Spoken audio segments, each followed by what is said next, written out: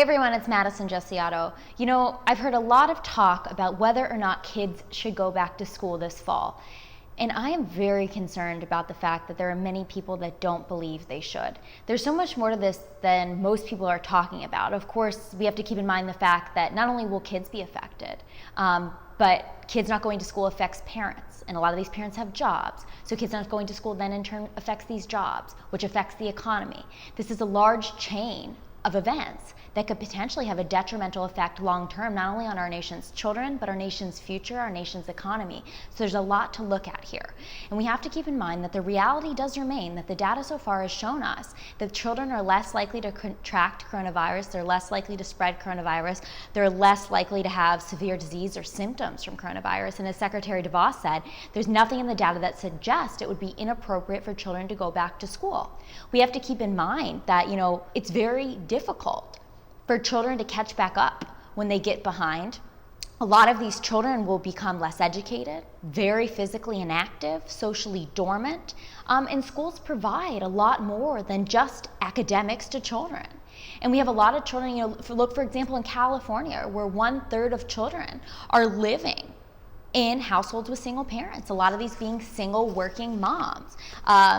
Who maybe are going to be severely affected by their children being home, for another school year. They have to get back to work. Not everybody has the luxury of being able to work from home. Not everybody works a job that they can do from home. Some people work in manufacturing. Some people work in construction. They're not able to do so. We have parents across the country with special needs children.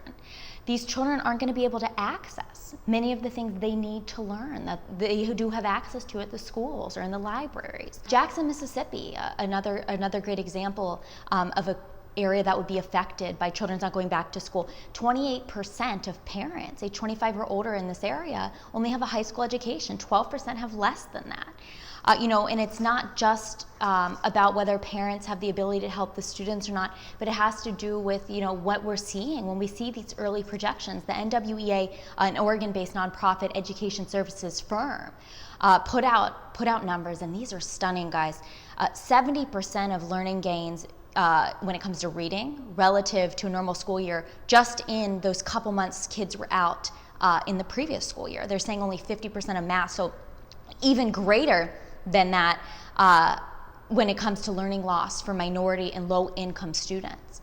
So that's just for that maybe quarter of a school year for 2019 to 2020 that we saw students out of school at the end of the year. A lot of these low-income minority families are going to be more affected than what we're seeing. They could have more than that 50% loss in math gains due to the fact that they don't have as much access to tech. A lot of their families were more financially affected by coronavirus. And of course, we talk about school lunch, but the reality remains 26 million students in public schools, that's over half, in the U.S., are considered low income, and they rely on either free or reduced school lunches. So there's a lot to take into consideration. How is this going to affect students long term?